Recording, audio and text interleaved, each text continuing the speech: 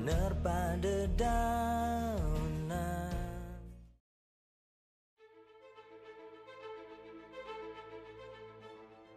Mungkin itu tidak akan berdampak terhadap emisi dan serapan dalam skala yang lebih besar. Tidak seperti ketika Thailand dia pembukaan lahan dan ketika dia pengolahan lahan. Jadi kalau kita bicara tentang perkebunan yang sustainable, terutama terhadap lingkungan, itu adalah yang bisa mengatur keseimbangan antara proses-proses tadi. Jadi meskipun tanamannya homogen, itu sebenarnya tidak masalah dalam konteks emisi dan serapan karbon. Yang penting bisa dijaga apakah homogennya tanaman tadi tersebut, homogennya lahan tersebut itu tidak berpengaruh terhadap berapa yang diemisikan, berapa yang bisa. Atau mungkin kalau kita dalam konteks perubahan itu ya kita berusaha meningkatkan serapannya gitu.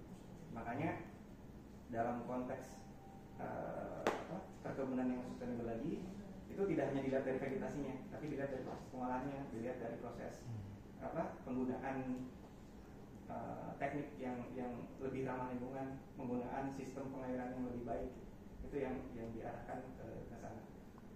Jadi kita tidak, artinya dalam hal mitigasi perubahan iklim yang utamanya melihat dari emisi karbon, itu perkebunan sebenarnya itu kunci utama gitu, terutama di wilayah kita ya.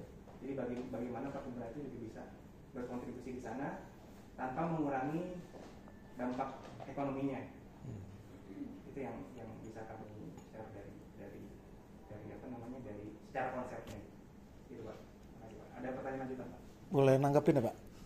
Satu ya. Pertanyaan lanjutan mau dalam kali Pak. Ya, makasih Pak atas penjelasannya. Kalau disimpulkan secara sederhana bisa begini nggak Pak? Aktivitas okupasi lahan, misalkan dengan cara pembukaan lahan berat dengan alat-alat berat, itu jauh lebih emisi daripada kita melakukan dengan konvensional. Artinya kalau zaman dulu kan bukanya pakai tenaga manusia, pakai tenaga hewan kayak gitu. Apakah bisa disimpulkan secara sederhana begitu atau gimana? Makasih. Ya, kalau jawaban singkatnya iya Pak, benar. Jadi kalau misalnya kita membuka lahan secara masif kan otomatis juga skala emisinya juga akan lebih besar. Hanya mungkin di sini yang bisa kita balik adalah bagaimana dengan penggunaan teknologi itu sebenarnya kita juga bisa membalikkan keadaan seperti mengarah ke keseimbangannya gitu, dengan penggunaan teknologi yang tadi.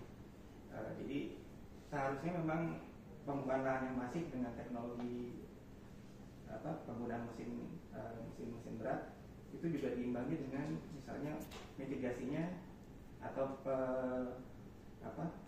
pengembalian lahannya dengan penggunaan teknologi tadi. Itu yang diharapkan bisa menjadi win-win solution, karena kita tentu memahami bahwa pengembangan di wilayah perkebunan ini berdampak ekonomi yang luas. Tapi tentunya kita perlu lihat sustainability-nya dari konsep pembukaan dan pengelolaan perkebunan ini. Jadi harapannya jangan hanya dari sisi ekonominya saja, tapi juga dari sisi sustainabilitas lingkungannya, teknologi tersebut juga digunakan.